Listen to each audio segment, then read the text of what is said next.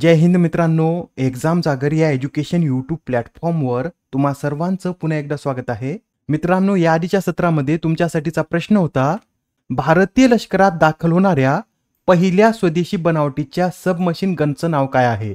या प्रश्नाचं योग्य उत्तर आहे पर्याय क्रमांक 2, म्हणजे भारतीय लष्करात दाखल होणाऱ्या पहिल्या स्वदेशी बनावटीच्या सबमशीन गनचं नाव आस्मी असं आहे. आस्मी हे नाव अस्मितावरून घेण्यात आलं आहे. या गनचं डिझाईन भारतीय लष्कराच्या सहकार्याने DRDOची पुण्यामधील प्रयोगशाळा आर्मेंट रिसर्च अँड डेव्हलपमेंट इस्टॅब्लिशमेंटनं केला असून या गनची निर्मिती हैदराबाद येथील लोकेश मशीन लिमिटेड कंपनीद्वारे करण्यात येत आहे. आजच्या सत्राचा पहिला प्रश्न पहा.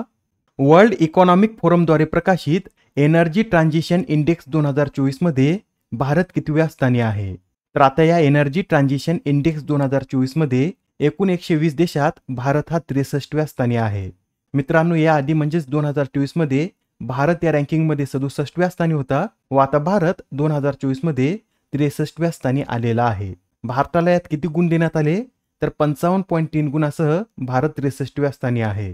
यात हे सुद्धा लक्षात ठेवा, भारताच्या आधी म्हणजेच 62व्या स्थानावर ओमान व भारताच्या नंतर म्हणजेच 64व्या स्थानावर सिंगापूर हा देश आहे. बरं, या रँकिंगमध्ये पहिलं स्थान कोणत्या देशाने पटकावलं? तर या रँकिंगमध्ये स्वीडननं पुन्हा एकदा पहिलं स्थान पटकावलेलं आहे. स्वीडन नंतर दुसऱ्या क्रमांकावर डेन्मार्क, तिसऱ्यावर फिनलँड, चौथ्यावर स्वित्झर्लंड तर 5व्या क्रमांकावर फ्रान्स हा देश आहे. बरं, यात सर्वात शेवटी म्हणजेच 120व्या क्रमांकावर कोणता देश आहे? तर कांगो हा 120व्या क्रमांकावर आहे. भारताचे जे शेजारी देश आहेत त्यामध्ये चीन 17व्या, बांगलादेश 109व्या तर पाकिस्तान हा 113व्या स्थानी आहे. मित्रांनो, याआधी प्रकाशित झालेल्या काही महत्त्वपूर्ण इंडेक्समध्ये भारताचं स्थान सुद्धा आपण एकदा रिवाइज करून घेऊया. तर पहा, ग्लोबल पीस इंडेक्स 2024 मध्ये भारत 116व्या स्थानी आहे.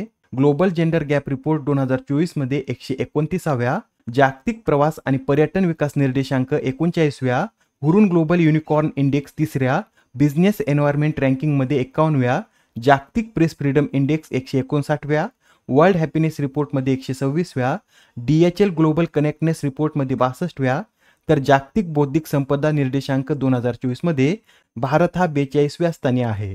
प्रश्न क्रमांक दुसरा. 18व्या लोकसभेसाठी प्रोटेम स्पीकर म्हणजेच हंगामी अध्यक्ष म्हणून कोणाची नियुक्ती करण्यात आली? तर आता या 18व्या लोकसभेसाठी प्रोटेम स्पीकर म्हणून भर्तृहरी महताब यांची नियुक्ती करण्यात आली आहे. हे जे भर्तृहरी महताब आहेत हे ओडिशामधील कटक लोकसभा मतदारसंघातून विक्रमी 7व्यांदा निवडून आले आहेत व त्यांना याआधी उत्कृष्ट कामगिरीबद्दल 4 वेळा संसद रत्न पुरस्कार देखील मिळालेला आहे. नोट करून घ्या, त्यांना 2017, 18, 19 व 20 मध्ये संसद रत्न या पुरस्काराने सन्मानित करण्यात आलेला आहे. मित्रांनो, तुम्हाला माहित आहे का, राज्यघटनेच्या कलम 94 नुसार लोकसभा विसर्जित झाल्यानंतर त्याची पहिली बैठक होईपर्यंत आधीच्याच लोकसभेचे अध्यक्ष आपल्या पदावर कार्यरत राहतात व नवीन लोकसभेच्या लगतपूर्वी ते आपले पद रिक्त करतात. आता नवीन लोकसभेची जी पहिली बैठक आहे त्यासाठी तर अध्यक्ष पाहिजे. अशा वेळी राष्ट्रपतींद्वारे हंगामी अध्यक्षांची म्हणजेच प्रोटेम स्पीकरची नियुक्ती केली जाते. बरं, प्रोटेम स्पीकर विषयी आपल्या राज्यघटनेमध्ये काही तरतुदी आहेत का? तर राज्यघटनेमध्ये प्रोटेम स्पीकर या पदाचाच उल्लेख केलेला नाही. हे जे पद आहे याची तरतूद संसदीय कामकाज मंत्रालयाच्या कार्यांची माहिती देणाऱ्या पुस्तिकेमध्ये करण्यात आलेली आहे. हंगामी अध्यक्ष कोणकोणते कार्य करतात? तर ते नवीन लोकसभेच्या पहिल्या बैठकीचे अध्यक्षस्थान भूषवून नवीन सदस्यांना शपथ देतात व लोकसभेच्या नवीन अध्यक्षांची निवडणूक घडून आणण्याचं कार्य सुद्धा हंगामी अध्यक्षच करतात. प्रश्न क्रमांक तिसरा. राजर्षी शाहू छत्रपती मेमोरियल ट्रस्ट तर्फे दिला जाणारा यंदाचा राजर्षी शाहू पुरस्कार कोणाला जाहीर झाला आहे? या प्रश्नाचं योग्य उत्तर आहे पर्याय क्रमांक 2, म्हणजेच यंदाचा राजर्षी शाहू पुरस्कार हा पन्नालाल सुराणा यांना जाहीर झालेला आहे. मित्रांनो, हा जो पुरस्कार आहे हा पुरस्कार पन्नालाल सुराणा यांना हसन मुश्रीफ यांच्या हस्ते प्रदान करण्यात येणार आहे. बरं, हा पुरस्कार कोणाला दिला जातो? तर राजर्षी शाहू महाराज यांच्या विचाराप्रमाणे समाजात कार्यरत असलेल्या विविध क्षेत्रातील व्यक्तींना हा पुरस्कार दिला जातो. या पुरस्काराचं स्वरूप 1 लाख रुपये, मानपत्र आणि स्मृतिचिन्ह असं आहे. हा पुरस्कार कधीपासून दिला जात आहे? तर 1984 पासून हा पुरस्कार दिला जात आहे. यंदा या पुरस्काराचे 38वे वर्ष आहे. मित्रांनो, या महिन्यात आतापर्यंत जे महत्त्वाचे पुरस्कार देण्यात आले आहेत ते सर्व एकदा आपण रिवाइज करून घेऊया.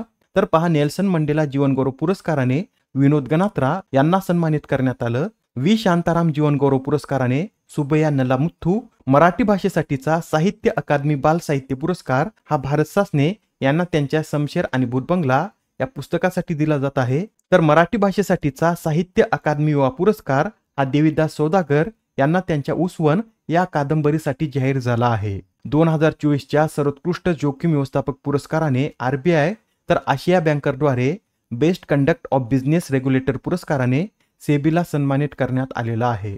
EY entrepreneur of the year या पुरस्काराने वेल्यान सुबिया तर दिलीप बोस जीवनगौरव पुरस्काराने रोहिणी लोखंडे यांना सन्मानित करण्यात आलेला आहे. हा जो दिलीप बोस जीवनगौरव पुरस्कार आहे हा प्रथमच महिला प्रशिक्षकांना दिला जात असून याच्या पहिल्या विजेत्या या रोहिणी लोखंडे ठरल्या आहेत. न्यूयॉर्क इंडियन फिल्म फेस्टिवल 2024 मध्ये सर्वोत्कृष्ट अभिनेत्रीचा पुरस्कार सान्या मल्होत्रा यांनी पटकावला आहे. तर WHO नेल्सन मंडेला आरोग्य प्रचार पुरस्काराने निमहंस या संस्थेला सन्मानित करण्यात आलं. नेक्स्ट क्वेश्चन पहा. आता नुकतेच केंद्रीय मंत्रिमंडळाने वाढवण बंदराच्या निर्मितीस मंजुरी दिली, तर हे बंदर महाराष्ट्रातील कोणत्या जिल्ह्यात निर्माण करण्यात येणार आहे? मित्रांनो, हे जे वाढवण बंदर आहे याची निर्मिती पालघर जिल्ह्यामध्ये करण्यात येणार आहे. हे जे बंदर आहे याच्या निर्मितीसाठी एकूण 76,220 कोटी रुपये खर्च येणार असून याच्या निर्मितीचं कार्य वाढवण पोर्ट प्रोजेक्ट लिमिटेड द्वारे केलं जाईल. व मित्रांनो, हे भारतातील सर्वात मोठे डीप ड्राफ्ट बंदर असणार आहे. तसेच या बंदराला जगातील प्रमुख 10 बंदरापैकी एक बनवण्याचं लक्ष सुद्धा आपल्या सरकारने ठेवलं आहे. आता इथे पालघरचा उल्लेख आला आहे, तर पालघर विषयी हे नोट करून घ्या. मित्रांनो, विजय नाहटा समितीच्या शिफारसीवरून ठाणे जिल्ह्याचं विभाजन करून या नवीन पालघर जिल्ह्याची निर्मिती करण्यात आलेली आहे. हा जो पालघर जिल्हा आहे हा 1 ऑगस्ट 2014 मध्ये अस्तित्वात आला. याचं क्षेत्रफळ हे 5,344 चौरस किलोमीटर इतकं असून यात एकूण 8 तालुके आहेत. आता हा प्रश्न पहा. 2023-24 या आर्थिक वर्षात कोणत्या राज्याने सर्वाधिक FDI प्राप्त केली आहे? तर 2023-24 या आर्थिक वर्षात आपल्या महाराष्ट्राने पुन्हा एकदा सर्वाधिक थेट परकीय गुंतवणूक प्राप्त केलेली आहे. याआधी म्हणजे 2022-23 मध्ये सुद्धा महाराष्ट्राने सर्वाधिक थेट परकीय गुंतवणूक प्राप्त केली होती व 2023-24 मध्ये सुद्धा महाराष्ट्राने सर्वाधिक थेट परकीय गुंतवणूक प्राप्त केलेली आहे. 2023-24 या वित्तीय वर्षात महाराष्ट्राने 1,25,101 कोटी इतका FDI प्राप्त केलेला आहे. तर त्याआधी म्हणजेच 2022-23 मध्ये महाराष्ट्राने 1,18,422 कोटी इतका FDI प्राप्त केला होता. बरं, FDI प्राप्त करण्याच्या बाबतीत दुसऱ्या क्रमांकावर कोणतं राज्य आहे? तर गुजरात यामध्ये 60,119 कोटीसह दुसऱ्या क्रमांकावर आहे. तर कर्नाटक या राज्याने या 54,427 कोटीसह तिसरा क्रमांक पटकावलेला आहे. मित्रांनो, आता नुकताच united nations conference and trade and डेव्हलपमेंटचा सुद्धा एक अहवाल प्रकाशित करण्यात आला असून या अहवालानुसार 2023 मध्ये भारतातील थेट परकीय गुंतवणूक ही 43% घसरून 28 अब्ज डॉलरवर सीमित झाली आहे. भारत FDI प्रवाहाच्या बाबतीत 2022 मध्ये 8व्या स्थानावर होता व आता भारत 8व्या स्थानावरून 2023 मध्ये 15व्या स्थानावर गेलेला आहे. 2023 मधील FDI प्रवाह स्थिती पाहिल्यास यामध्ये पहिल्या क्रमांकावर 311 अब्ज डॉलरसह अमेरिका आहे, दुसऱ्यावर 163 अब्ज डॉलरसह चीन, तिसऱ्यावर सिंगापूर, चौथ्यावर हाँगकाँग, पाचव्यावर ब्राझील, तर आपला भारत 28 अब्ज डॉलरसह 15व्या स्थानावर गेलेला आहे. प्रश्न क्रमांक 6. भारतातील प्रसिद्ध क्रीडा पत्रकार हरपाल सिंग बेदी यांचे नुकतेच वयाच्या 72व्या वर्षी निधन झाले, तर त्यांनी खालीलपैकी कोणत्या वृत्तसेवा संस्थेत क्रीडा संपादक म्हणून कार्य केलं होतं? मित्रांनो, हे जे हरपाल सिंग बेदी आहेत यांनी युनायटेड न्यूज ऑफ इंडिया या वृत्तसंस्थेत क्रीडा संपादक म्हणून कार्य केलेलं आहे. तसेच त्यांनी काही काळ स्टेट्समन या वृत्तपत्राचे सल्लागार संपादक म्हणून देखील कार्य केलेलं आहे. महत्वाचा प्रश्न आहे, लक्षात ठेवा. हरपाल सिंग बेदी यांनी युनायटेड न्यूज ऑफ इंडिया या वृत्तसंस्थेचे क्रीडा संपादक म्हणून कार्य केलं होतं. प्रश्न क्रमांक 7. कोणती कंपनी ही जगातील सर्वात मौल्यवान कंपनी ठरली आहे? तर आता जगातील सर्वात मौल्यवान कंपनी बनण्याचा मान हा NVIDIA या कंपनीने पटकावलेला आहे. NVIDIAने आता मायक्रोसॉफ्ट या कंपनीला मागे टाकून हे पहिलं स्थान पटकावलं आहे. NVIDIA या कंपनीचं सध्या बाजार मूल्य किती झालं आहे?